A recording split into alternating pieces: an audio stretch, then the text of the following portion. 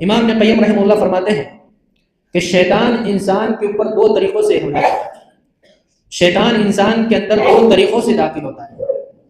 ایک شبہات کے ذریعے اور ایک شہوات کے ذریعے۔ شبہات یہ ہے کہ انسان کو شک و شبہ میں ڈال دے، اس کے دین کے تعلق سے اس کے دل میں شبہ پیدا کر دے، شک پیدا کر دے، انسان شرک میں مبتلا ہو جائے،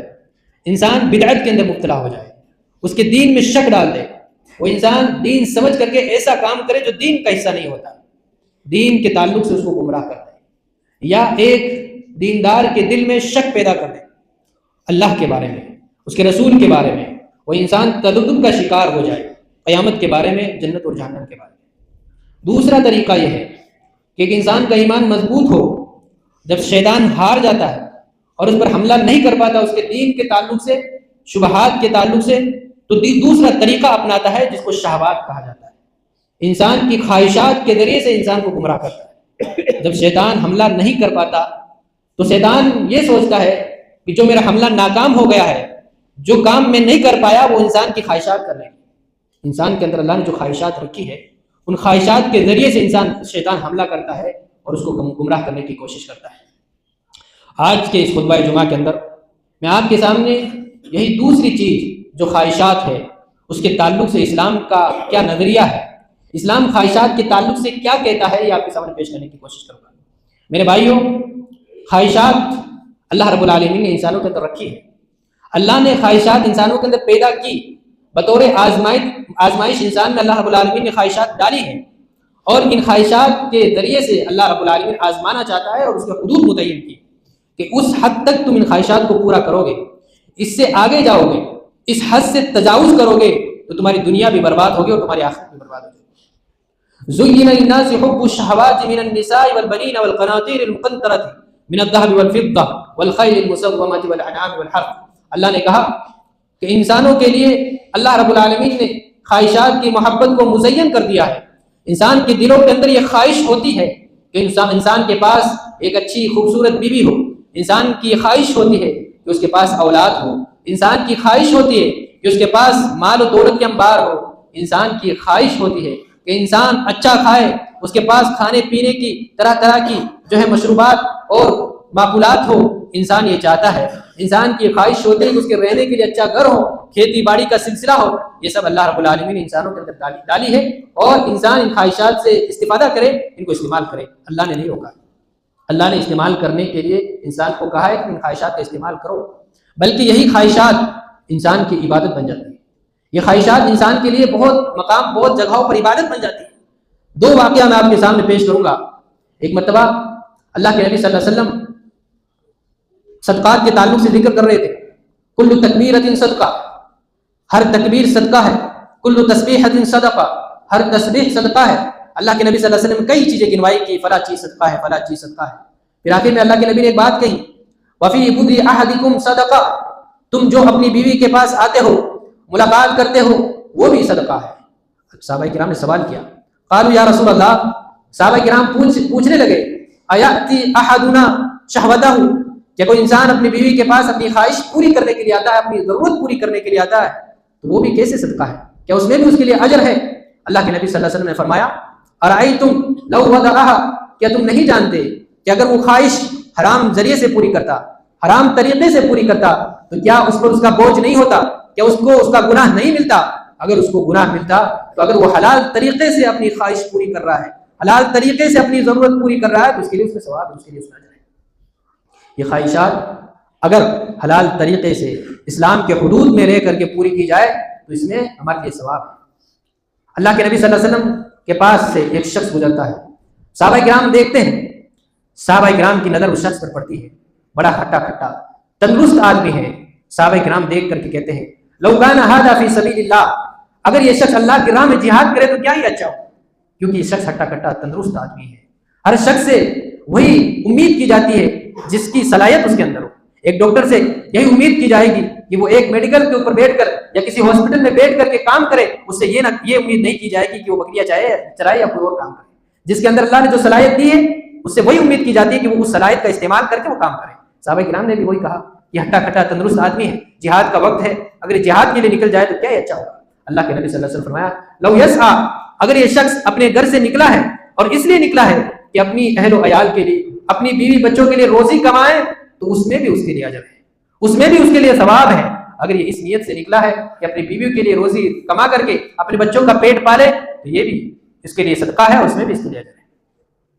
تو اسلام یہ کہتا ہے کہ خواہشات کو پورا کرنا ہے، لیکن حدود میں رہ کر پورا کرنا ہے۔ یہ خواہشات جب انسان اس حد کو پار کر جائے تو یہ خواہشات انسان کے لیے وبال جان بن جاتی ہے۔ یہ خواہشات انسان کے لیے جب اس کی عقل کو مات دے دے، عقل پر غالب آ جائے، تو یہی خواہشات انسان کو ذلیل کر دیتی ہے، یہی خواہشات انسان کو گمراہ کر دیتی ہے۔ اللہ رب العالمین نے انسان کو پیدا کیا اور اس کے اندر خواہشات رکھی اور اس کو عقل دی، اس عقل کو استعمال کر کے اپنی خواہشات کو محدود رکھنا، اپنی خواہشات کو اس کے عقل کے ذریعے سے کنٹرول میں رکھنا۔ اس عقل کے ذریعے سے اگر اس خواہشات کو کنٹرول میں نہیں رکھا تو یہ خواہشات تمہارے لیے وبال جان بن جائیں گی۔ امام ابن قیم رحمہ اللہ قتادہ رضی اللہ تعالیٰ عنہ کے حوالے سے نقل کرتے ہیں، کہتے ہیں خلق اللہ الملائکۃ، اللہ رب العالمین نے فرشتوں کو پیدا کیا، فرشتوں کو اللہ رب العالمین نے پیدا کیا، اور فرشتوں کے اندر اللہ رب العالمین نے عقل دی اور شہوت نہیں دی۔ اللہ رب العالمین نے فرشتوں کو عقل دی، عقل کے ذریعے سے اللہ کے بتائے ہوئے ہر کام فرشتے کرتے ہیں، لیکن فرشتوں کے اندر اللہ رب العالمین نے خواہشات نہیں رکھی کہ خواہشات کو استعمال کرے، انہیں کھانے پینے کی ضرورت نہیں ہوتی۔ اور اللہ رب العالمین نے جانوروں کو پیدا کیا، وخلق اللہ البہائم، اللہ رب العالمین نے جانوروں کو پیدا کیا، جانوروں کے اندر اللہ رب العالمین نے خواہشات کو رکھا، انہیں کھانے اور پینے کی ضرورت ہوتی ہے، انہیں آرام کی ضرورت ہوتی ہے، انہیں زیادہ دھوپ سے تکلیف ہوتی ہے، اور انہیں زیادہ سردی سے بھی تکلیف ہوتی ہے، انہیں بھی انسان کی طرح ان میں بھی خواہشات ہیں، لیکن اللہ نے انہیں عقل نہیں دی، اللہ رب العالمین نے انہیں عقل عطا نہیں کی۔ وجعل اللہ الانسان، وخلق اللہ رب العالمین نے انسانوں کو پیدا کیا، وجعل له عقلا وشهوة، اور اللہ رب العالمین نے انسانوں کو عقل بھی دی اور شہوت بھی عطا کی، عقل بھی دی اور شہوت بھی دی، دونوں چیزیں اللہ رب العالمین نے دی۔ ان کی خواہشات بھی بڑی ہوتی ہیں، ان کی شہوتیں بھی بڑی ہوتی ہیں، اور اللہ رب العالمین نے عقل بھی دی۔ اب آگے کے جملے پر غور کیجیے، یہ اہم بات جو میں آپ کو بتانا چاہ رہا ہوں اس پر غور کیجیے۔ آگے امام ابن قیم رحمہ اللہ ابو قتادہ رضی اللہ تعالیٰ عنہ سے نقل کرتے ہوئے کہتے ہیں کہ اگر انسان کا فمن غلب عقلہ شہوتہ، اگر اس کی عقل اس کی شہوت پر غالب آ جائے، اگر عقل کے ذریعے سے انسان اپنی شہوت کو کنٹرول میں رکھے،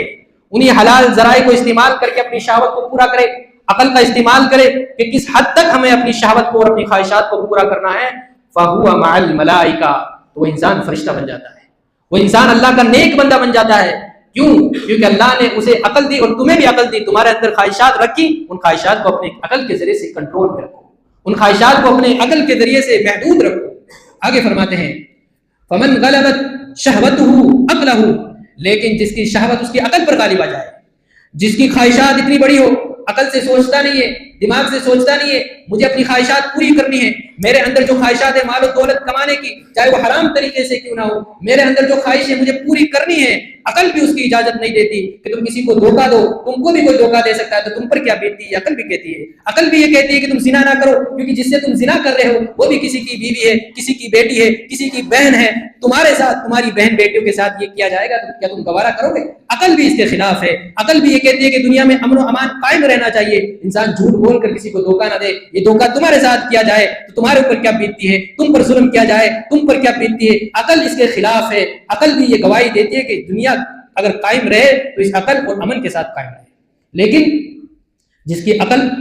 اس کی شہوت پر غالب نہ آئے بلکہ اس کی شہوت اس کی عقل پر غالب آ جائے، اس کی خواہشات اس کی عقل پر غالب آ جائے تو انسان نہیں رہتا۔ امام ابن قیم کہتے ہیں فَهُوَ كَالْبَهَائِمِ، تو جانور بن جاتا ہے، جانوروں کی طرح ہو جاتا ہے، جانوروں کے اندر شہوت تو ہے، وہ ہر طریقے سے اپنی خواہش پوری کرنے کی کوشش کرتے ہیں، لیکن ان کے پاس عقل نہیں ہوتی کس طریقے سے پوری کرنی ہے، تو انسان بھی حیوان بن جاتا ہے، انسان بھی جانور بن جاتا ہے۔ آج ہم دنیا میں اپنی عقل سے اندازہ کر سکتے ہیں، لگا سکتے ہیں کہ ایک انسان جب اپنی خواہشات کو پوری کرنے کے اس میں آتا ہے، ایک انسان اپنی خواہشات کو پوری کرنا چاہتا ہے حلال و حرام کی تمیز کیے بغیر، تو معاشرے کے اندر کی ذلت بھی برداشت کر لیتا ہے، معاشرے میں انسان کتنا بھی ذلیل ہو جائے اس کو کوئی پرواہ نہیں ہوتی۔ ایک انسان شراب پی کر کے ایک گندی نالی کے اندر اور ایک نالے کے اندر پڑا رہنا منظور کر لے گا، لیکن شراب کو چھوڑنا جو ہے پسند نہیں کرے گا، وجہ یہ ہے کہ اس کی خواہش اور اس کی نفسانی خواہش اس کی عقل پر غالب آ چکی ہے۔ میرے بھائیوں اللہ رب العالمین نے ہمیں عقل دی ہے، اس عقل کے ذریعے سے اپنی خواہشات کو پورا کرنا ہے۔ اللہ نے جو حدود قائم کیے ان حدود سے آگے نہیں بڑھنا ہے،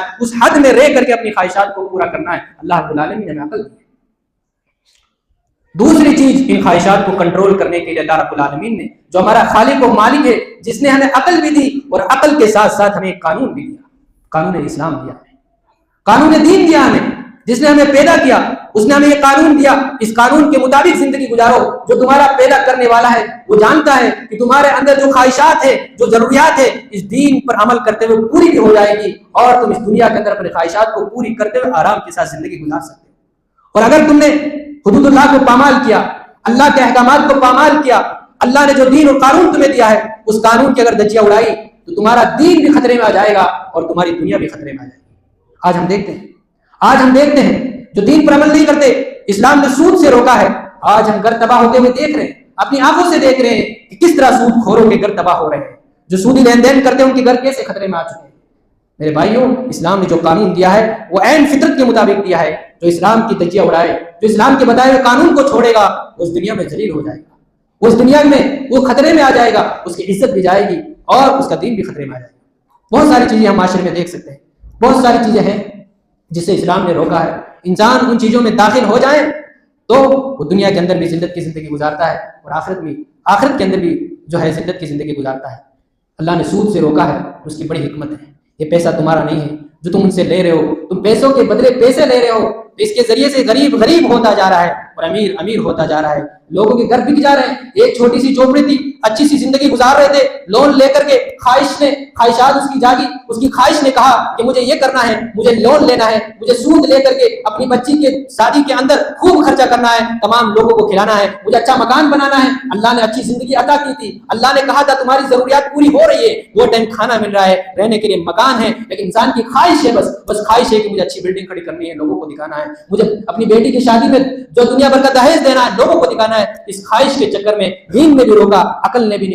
بھی روکا، لیکن خواہش اس کے دین پر اور اس کے عقل پر غالب آ جاتی ہے، پھر اس کا حشر کیا ہوتا ہے؟ اس دنیا کے اندر بھی بار بار فون آتا ہے، اس کا مکان بک جاتا ہے، اس کا گھر بک جاتا ہے، روڈ پہ آ جاتا ہے اور سکون کی زندگی اس کی چھن جاتی ہے اور آخرت کے اندر اس کے لیے دردناک عذاب بھی تیار کیا ہوا ہے۔ میرے بھائیوں، یہ زندگی اللہ رب العالمین نے عطا کی، اللہ نے تمہیں خواہشات دی ہے۔ اگر تمہارے اندر خواہشات نہ ہوتی تو زندگی کا کوئی مقصد ہی نہیں تھا۔ انسان کے اندر اگر ایک خواہش نہ ہو کہ مجھے اچھا کھانا ہے، اچھا پہننا ہے، تو کیوں صبح سویرے اٹھ کر کے انسان کاروبار کے لیے نکلے گا؟ کیوں صبح سویرے اٹھ کر کے کما کر لائے گا؟ کیوں انسان اتنی محنت کرے گا؟ کیوں اتنی جو ہے لوگوں کی باتیں سنے گا؟ انسان گھر میں کیوں نہ بیٹھ جائے گا؟ یہ خواہشات اللہ نے رکھی، اسی لیے رکھی ہے کہ تم اپنی خواہشات پوری کرو، لیکن اللہ نے قانون دیا ہے، اس قانون کے مطابق پوری کرو۔ اس قانون کے خلاف جاؤ گے تو دنیا و آخرت دونوں تباہ ہو جائے۔ آج موجودہ معاشرے پر غور کریں، ہم نے اپنی خواہشات کو پوری کرنے کے لیے عقل کو بھی مات دے دی اور دین کو بھی مات دے دیا۔ آج مغربی تہذیب کو دیکھیے، وہ صرف اپنی خواہشات پوری کرنے کے چکر میں لگے رہتے ہیں۔ کیسے کیسے ان کی خواہشات ہیں، اخبارات میں ہم پڑھتے ہیں، کیا کچھ نہیں کرتے اپنی خواہشات کو پوری کرنے کے لیے۔ میں اس طرف جاؤں گا تو بہت ساری باتیں آ جائیں گی میرے بھائیوں، کیسی کیسی انسانوں کی خواہشات ہوتی ہیں۔ ایک انسان سوچ بھی نہیں سکتا کسی انسان کی ایسی خواہشات ہو سکتی ہے۔ کسی پر ظلم کرنے کی کسی کو خواہش ہے، کسی کو قتل کرنے کی کسی کی خواہش ہے، کسی کی خواہش ہے کہ اوپر سے نیچے کود کے جان دے دو۔ ایسی خواہشات انسان کی ہوتی ہے۔ اللہ نے کہا ان خواہشات کو عقل کے ذریعے سے سمجھو کہ جو تم کرنے جا رہے ہو وہ صحیح ہے یا غلط ہے، اور دین جو قانون تمہیں دیا ہے اس قانون کے مطابق زندگی گزارو اور اس کے مطابق تم جو ان خواہشات کو کنٹرول میں رکھو۔ میرے بھائی، امام ابن قیم رحمہ اللہ کہتے ہیں کہ اگر کسی دل کے اندر یہ خواہشات گھر بنا لیتی ہے، انسان کی لمبی چوڑی خواہشات بن جاتی ہے، طول العمل، اس چھوٹی سی زندگی میں بڑا بڑا کام کرنا ہے، مجھے یہ بلڈنگ بنانی ہے، مجھے اتنے پیسے کمانے ہیں، مجھے اپنے بچوں کے لیے یہ کرنا ہے۔ جس کے دل کے اندر یہ خواہشات پیدا ہو جائے وہ دل مریض ہو جاتا ہے، وہ دل بیمار ہو جاتا ہے۔ اور کس طریقے کا بیمار ہوتا ہے؟ ایک انسان جب بدن بیمار ہوتا ہے، بدن میں جب تکلیف ہوتی ہے، بدن کمزور ہو جاتا ہے، اس بدن کے اوپر تھوڑی سی بھی سختی ڈالی جائے تو بہت زیادہ درد ہوتا ہے۔ ایک انسان بیمار ہو، تھوڑی سی سردی ہوتی ہے تو اس کو زیادہ تکلیف ہوگی، تھوڑی سی گرمی پڑتی ہے تو اس کو زیادہ تکلیف ہوگی۔ اس کے مقابلے میں ایک صحت مند انسان تھوڑی موڑی سردی کو برداشت کر لے گا، اس کا مقابلہ کر لے گا، اس کا دفاع کر لے گا۔ اسی طریقے سے ایک انسان کا دل جب بیمار ہوتا ہے تو ایک چھوٹا سا فتنہ بھی اس کو اپنی لپیٹ میں لے لیتا ہے۔ جب دل بیمار ہوتا ہے، دل میں خواہشات ہوتی ہے تو چھوٹے چھوٹے فتنے اس کو اپنی لپیٹ میں لے لیتے ہیں اور ان فتنوں میں مبتلا ہو جاتا ہے اور ان فتنوں میں وہ پڑ جاتا ہے، فتنوں میں وہ مبتلا ہو جاتا ہے۔ لیکن ایک انسان کا دل پاک ہو، ایک انسان کا دل کے اندر ایمان مضبوط ہو تو بڑے بڑے فتنے بھی اس کو کچھ نہیں بگاڑ سکتے۔ فتنے آتے ہیں جاتے ہیں، اس کا کچھ نہیں بگاڑ سکتے، کیونکہ اس کے دل کی آواز بڑی مضبوط ہے، وہ شہوات کے فتنوں میں اور خواہشات کے فتنوں میں نہیں پڑتا۔ وہ سوچتا ہے کہ چھوٹی سی زندگی ہے، مجھے جا کر کے اللہ کو جواب دینا ہے، اللہ کے سامنے جا کر کے کھڑا ہونا ہے، محاسبہ نفس کرتا ہے، دنیا میں کیا ہو رہا ہے اس سے کوئی مطلب نہیں، معاشرہ کیا بنانے کے چکر میں ہے، معاشرہ کیا چاہتا ہے اس سے کوئی مطلب نہیں، معاشرے کے اندر کہاں گانے بج رہے ہیں، کہاں کس کے گھر میں شادی کتنا دہیج دیا جا رہا ہے، کون اپنی بلڈنگ کھڑا کر رہا ہے، اس سے کوئی مطلب نہیں۔ اس کو اگر مطلب ہے تو سکون سے زندگی گزارنا ہے، اللہ نے جو ضروریات اور جو خواہشات رکھی ہیں اس کو اسلام کے حدود میں پوری کرنا ہے اور سکون کے ساتھ زندگی گزارنا ہے۔ اسلام کے حدود میں رہ کے انسان اچھی زندگی جی سکتا ہے۔ اسلام نے کھانے پینے سے نہیں روکا، اسلام نے حلال طریقے سے کمانے سے نہیں روکا، اسلام نے آرام سے کے ساتھ زندگی گزارنے سے نہیں روکا، اسلام نے اگر روکا ہے تو ان چیزوں سے روکا جو تمہارے دین اور دنیا کو خطرے میں ڈالتے ہیں۔ آج کا نوجوان منگنی ہونے کے بعد اپنی بیوی سے، جو بھی بیوی نہیں ہے، ایسے باتیں کرتا ہے جیسے نکاح ہونے کے بعد اس کی بیوی بن گئی ہے۔ میرے بھائیو غور فرمائیں، ایک صحابی اللہ کے نبی کے پاس آ کر زنا کی اجازت طلب کرتا ہے، اللہ کے نبی صلی اللہ علیہ وسلم کہتے ہیں آنے دیجیے، صحابہ کرام غصہ کرتے ہیں، اللہ کے نبی کہتے ہیں آنے دیجیے اس کو، بٹھاتے ہیں اور کہتے ہیں کہ میرے صحابی تم زنا کرنا چاہتے ہو، کیا تم یہ چاہتے ہو کہ تمہاری بہن کے ساتھ کوئی زنا کرے؟ وہ کہتے اللہ کے نبی ایسا ہرگز نہیں چاہتا، تمہاری بیٹی کے ساتھ، تمہاری خالہ کے ساتھ، تمہاری پھوپھی کے ساتھ کوئی زنا کرے تم اس بات کو پسند کرو گے؟ کہا ہرگز نہیں پسند کروں گا، کیونکہ اللہ نے اس کو عقل دی ہے، یہ عقل سے دنیا قائم ہے، دین پر آج لوگ عمل نہیں کر رہے ہیں، عقل سے تو تھوڑی موٹی ایمانداری باقی ہے، تو عقل سے باقی ہے، اس کو بھی اللہ نے عقل دی، وہ کبھی گوارا نہیں کرے گا اس کی بہن بیٹی بہو کے ساتھ کوئی زنا کرے۔ تو تم جس کے ساتھ زنا کرو گے وہ بھی تو کسی کی بہن ہوگی، وہ بھی تو کسی کی بیٹی ہوگی، وہ بھی تو کسی کی بہو ہوگی، اس کے اوپر کیا گزرے گی؟ آج یہی مثال دے کے ان نوجوانوں کو سمجھانا چاہ رہا ہوں، کیا تم برداشت کرو گے کہ تمہاری بہن سے، تمہاری بیٹی سے کوئی بغیر نکاح کے صرف منگنی ہو جائے اور باتیں کرتے رہے، رات رات پر باتیں کرے، تم پر کیا گزرتی ہے؟ تو تم ان سے باتیں کیوں کرتے ہو؟ سوچنے والی بات ہے میرے بھائیوں، یہ خواہشات ہے، ان کو کنٹرول میں رکھیے، ان کو اسلام اور دین نے جو حدود قائم کیے اس حد سے آگے نہ بڑھیے، اس حد سے تم آگے بڑھے تو تمہارا دین بھی جائے گا، تمہارا ایمان بھی جائے گا۔ تو امام ابن قیم کہتے ہیں جب دل بیمار ہو جاتا ہے، دل کا اگر بیمار ہو جائے تو تھوڑا سا فتنہ بھی آتا ہے، تھوڑے سے فتنے کا بھی مقابلہ نہیں کر پاتا، تھوڑا سا گانے کی آواز کیا سنی، اس کے کان میں تھوڑی سی گانے کی آواز آئی، چلا گیا دیکھنے کے لیے وہاں پر کیا ہو رہا ہے، لیکن جس کا ایمان مضبوط ہو، جس کا دل پاک ہو، اس کے کانوں میں کتنی معاشرے کی آواز آئے وہ اپنے کان بند کر کے گھر میں بیٹھا ہے، اس پر کوئی نہیں گزرتی، اس کو دل مضبوط ہو، اس کا دل پاک ہو، اس کے دل میں شبہات اور خواہشات نہ ہو۔ میرے بھائیو، امام ابن قیم کی اس بات کی تائید ایک حدیث کرتی ہوں، حدیث آپ کو سناتا ہوں، وقت کم ہے میرے بھائی۔ حدیث کے راوی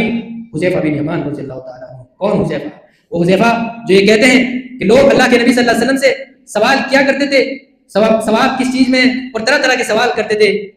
لوگ اللہ کے نبی صلی اللہ علیہ وسلم سے نیکیوں کے بارے میں سوال کرتے تھے، اور میں اللہ کے نبی صلی اللہ علیہ وسلم سے شر کے بارے میں سوال کرتا تھا، فتنوں کے بارے میں سوال کرتا تھا، تاکہ ان فتنوں کو جان کر کے ان فتنوں سے بچ سکوں۔ وہ صحابی رسول حذیفہ بن یمان رضی اللہ تعالیٰ عنہ وہ کہتے ہیں اللہ کے نبی صلی اللہ علیہ وسلم نے فرمایا تعرض الفتن علی القلوب، کہ ایک وقت آئے گا کہ دلوں کے اوپر فتنے ڈالے جائیں گے، دلوں کے اوپر فتنے پیش کیے جائیں گے، آزمائشیں آئیں گی، اودن اودا، جس طریقے سے چڑھائی کے اندر جو تن کے ڈالے جاتے ہیں اور چڑھائی بنتی ہے، ان تنکوں کی طرح ایک ایک کر کے فتنے آئیں گے، ایک ایک کر کے فتنے آتے رہیں گے۔ فَأَيُّ قَلْبٍ أُشْرِبَهَا، لیکن جو دل ان فتنوں سے سیراب ہو گیا، ان فتنوں میں پڑ گیا، ان فتنوں کا دفاع نہ کر پایا، اللہ کے نبی صلی اللہ علیہ وسلم آگے فرماتے ہیں نُقِطَتْ فِيهِ نُقْطَةٌ سَوْدَاء، تو اس کے دل کے اوپر ایک سیاہ نقطہ لگ جاتا ہے، ایک کالا نقطہ اس کے دل کے اوپر لگ جاتا ہے۔ اور فَأَيُّ قَلْبٍ، اور جو دل انکرہ، ان فتنوں کا انکار کر دے، اس کا دل مضبوط ہو، اس کا ایمان مضبوط ہو، تھوڑی موڑی فتنے کو دیکھ کر کے گزر جائے، ہمیں مطلب نہیں ہے، تبلیغ کرنی ہے تو کر دے، نہیں تو ان فتنوں میں ہمیں نہیں پڑھنا، لوگ کیا کریں گے اس سے مطلب نہیں، اگر انکار کر دے تو اللہ کے نبی فرماتے ہیں نُقِطَتْ فِيهِ نُقْطَةٌ بَيْضَاء، تو ایک صاف اور سفید نقطہ اس کے دل پر لگ جاتا ہے۔ یہ دونوں نقطے لگ گئے، پھر کہا حتیٰ یسیر قلبین، دو دل بن جاتے ہیں، دل کی دو قسمیں بن جاتی ہیں، ایک وہ دل ہو جاتا ہے جو ایک دم صاف اور سفید مثل الصفا، جو ایک دم صاف اور شفاف دل بن جاتا ہے، اور جس طریقے سے ایک چکنا پتھر ہوتا ہے اس طریقے کا وہ دل بن جاتا ہے۔ پھر آگے اللہ کے نبی صلی اللہ علیہ وسلم نے فرمایا کہ فتنے کتنے بھی آئے،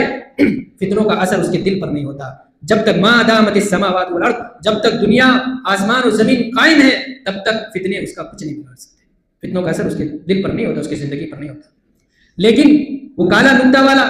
اس کے سامنے جب فتنہ پیش کیا جاتا ہے اور اس کو قبول کر لیتا ہے تو اس کا دل سیاہ در سیاہ ہوتا جاتا ہے، یہاں تک کہ ایک اوندے پڑے ہوئے برتن کی طرح ہو جاتا ہے، اوندا پڑا ہوا برتن جو اس پر پانی ڈالا جائے تو چاروں طرف سے نیچے نکل آتا ہے، اس پر ٹکتا نہیں ہے، تو اس طریقے کا وہ دل بن جاتا ہے، اور وہ دل نہ امر بالمعروف کو جانتا ہے اور نہ نہی عن المنکر کو جانتا ہے، اس پر کتنے ہی جو ہے دین کی باتیں پیش کی جائے اس کے دل پر اثر نہیں ہوتا ہے، اس کا دل مردہ ہو جاتا ہے۔ تو میرے بھائیوں، یہ دل دو طرح کے ہوتے ہیں، اس دل کی اصلاح کر لیجئے، اس دل کو اپنی خواہشات کو کنٹرول میں رکھ کے اس دل کی اصلاح کر لیجئے، پھر انسان کو برائیاں نظر نہیں آتی، پھر انسان کو برائیاں دکھتی نہیں ہے، انسان نمازوں سے دور ہے اور کہتا ہے میرے پاس تو بڑا مال و دولت ہے۔ مال و دولت یہ تیری دین کی گواہی نہیں ہے، تو اچھا کما رہا ہے، یہ تیری دین کی گواہی نہیں ہے، بلکہ یہ تو تیرے لیے اللہ نے آزمائش کے لیے دیا ہے۔ اللہ نے تمہیں آزمایا اور تجھے اپنے جو ہے سجدہ مسجد میں سجدہ کرنے سے روک دیا، اپنے گھر میں سجدہ کرنے سے روک دیا۔ اس سے بڑا عذاب تجھ پر کیا ہو سکتا ہے؟ اس سے بڑا عذاب اور کوئی نہیں کہ اللہ نے اپنے گھر میں اور اپنے سامنے تیری پیشانی جھکنے سے تجھے روک دیا ہے۔ اس سے بڑا عذاب تجھ پر کوئی نہیں ہے۔ تو مال و دولت کو اللہ کی نعمت سمجھتا ہے، مال و دولت اللہ نے کفار کو دی تھی، کفار کو دی تھی اور کہا تھا اللہ کے نبی آپ ان کی دولت کو دیکھ کر کے آپ ان کی دولت سے دھوکہ نہ کھائے، اللہ جب ان کی پکڑ کرے گا تو اللہ کی پکڑ بڑی سخت ہونے والی ہے۔ اور اللہ کے نبی اللہ تعالیٰ نے نبی صلی اللہ علیہ وسلم کو خاص طور پہ کہا کہ آپ ان سے کہہ دیجئے وَلَا تَتَّبِعْ أَهْوَاءَ الَّذِينَ كَذَّبُوا بِآيَاتِنَا، آپ ان سے کہہ دیجئے کہ میں ان لوگوں کی خواہشات کی پیروی نہیں کروں گا۔ وَلَا تَتَّبِعْ، کہ آپ، اللہ کے نبی کو کہا جا رہا ہے کہ آپ ان لوگوں کی خواہشات کی پیروی نہ کریں، ان کی خواہشات کی پیروی نہ کریں، الَّذِينَ كَذَّبُوا بِآيَاتِنَا، جنہوں نے ہماری آیتوں کو جھٹلا دیا، وَلَا يُؤْمِنُونَ بِالْآخِرَةِ، اور جو آخرت کے دن پر یقین نہیں رکھتے، وَهُمْ بِرَبِّهِمْ يَعْدِلُونَ، اور وہ اپنے رب کے ساتھ دوسروں کو برابر بناتے ہیں، اپنے رب کے ساتھ دوسروں کو برابر کرتے ہیں۔ اپنی خواہشات کو دین کے حدود میں رہ کر اگر پوری نہ کی جائے اور حلال و حرام کی تمیز کیے بغیر اگر پوری کی جائے تو انہوں نے اپنی خواہشات کو اور اپنے نفس کو جو ہے اللہ کے ساتھ شریک کر لیا۔ اور ایک مقام پر فرمایا، اللہ کے نبی صلی اللہ علیہ وسلم کو کہا جا رہا، آپ کہیے قل لا اتبع اهواءکم، آپ کہہ دیجیے ان کفار و مشرکین سے، لا اتبع اهواءکم، میں تمہاری خواہشات کی پیروی نہیں کروں گا، میں تمہاری خواہشات کے چکر میں نہیں رہوں گا، تمہاری خواہشات کے پیچھے نہیں چلوں گا۔ قد ضللت، اگر میں نے ایسا کیا تو میں گمراہ ہو جاؤں گا، اگر میں نے خواہشات ہی سے زندگی گزاری تو میں صحیح راہ سے بھٹک جاؤں گا۔ اذا وما انا من المهتدین، اس وقت تو میں ہدایت یافتہ میں سے نہیں ہوں گا، میں ہدایت یافتہ لوگوں میں سے نہیں ہوں گا، میں تو گمراہ ہو جاؤں گا۔ آخر میں ایک آیت پیش کر کے ایک پیغام دینا چاہتا ہوں میرے بھائیوں، خلاصہ کلام یہ ہے کہ خواہشات کو پورا کریں، صبح سویرے نکلے کمانے کے لیے، خوب کمائیں، اللہ نے جو رزق آپ کے ذمے لکھی ہے وہ عطا کرے گا، لیکن اپنی خواہشات کو بے لگام نہ چھوڑے، اپنی خواہشات کو پورا کرنے کے چکر میں اللہ کے دین کی دجیاں نہ اڑائے، نمازوں کو عبادات کو پامال نہ کرے۔ میرے بھائیو، یہ دنیا ختم ہونے والی ہے، کس سوچ میں گم ہو کہ دنیا ہمیشہ ہمیشہ رہ جائے گی؟ ہرگز نہیں، یہ دنیا ختم ہونے والی ہے، تمہیں بھی جانا ہے، تم روزانہ مردوں کو دفنا کراتے ہو۔ اللہ نے کہا کہ اپنی خواہشات کو پوری کرو لیکن حدود میں رہ کر پوری کرو، جو اپنی خواہشات کو حدود میں رہ کر پوری کرے گا اس کے لیے جنت ہے، اور جو اپنی خواہشات کی پیروی کرے گا اس کے لیے دردناک عذاب ہے۔ فاما من طغى وآثر الحیات الدنیا فإن الجحیم هی المأوى، فاما من طغى، جس نے سرکشی کی، جس نے اس دنیا میں اپنی خواہشات ہی کو سب کچھ سمجھ لیا، وآثر الحیات الدنیا، اس دنیا کی چھوٹی سی زندگی کو ترجیح دی، اس دنیا کی چھوٹی سی زندگی کو پرائیورٹی دی، اس دنیا کو سب کچھ سمجھ لیا، وآثر الحیات الدنیا فإن الجحیم هی المأوى، اس کا ٹھکانہ جہنم ہے جو بہت ہی خطرناک ہے، جو سن کر کے دیکھ کر کے انسان بہل جاتا ہے، اتنا خطرناک عذاب ہے میرے بھائی۔ فاما من طغى وآثر الحیات الدنیا فإن الجحیم هی المأوى واما من خاف مقام ربه، اور جو اپنے رب کے پاس کھڑا ہونے سے ڈر گیا، جس کو اس بات کا ڈر ستا رہا ہے کہ مجھے جا کر کے اللہ کو حساب دینا ہے، فاما من خاف مقام ربه ونهى النفس عن الهوى، اور جس نے اپنی خواہشات کو کنٹرول میں رکھا، وَنَهَى النَّفْسَ، اپنے نفس کو اور اپنی خواہشات کو کنٹرول میں رکھا، اللہ کے حدود کے مطابق، اللہ کے بتائے ہوئے طریقے کے مطابق زندگی گزاری، وَنَهَى النَّفْسَ عَنِ الْهَوَىٰ فَإِنَّ الْجَنَّةَ هِيَ الْمَأْوَىٰ، تو اس کا ٹھکانہ جنت ہے۔ اب دونوں باتیں آپ کے سامنے ہیں، آپ اپنی خواہشات کو کس طرف موڑنا چاہتے ہیں، اپنے دل کو کس طرف موڑنا چاہتے ہیں، اختیار آپ کے ہاتھ میں ہے، اختیار آپ کے ہاتھ میں ہے۔ اللہ رب العالمین سے دعا ہے کہ اللہ تعالیٰ ہمیں نمازوں کی پابندی کرنے والا بنا اور ہمیں اپنی خواہشات کو اسلام کے مطابق اور کنٹرول میں رہ کر پوری کرنے کی توفیق عطا فرما، ہمیں جب تک زندہ رکھے اسلام پر زندہ رکھ، اور جب ہمارا خاتمہ ہو ایمان کی حالت میں ہو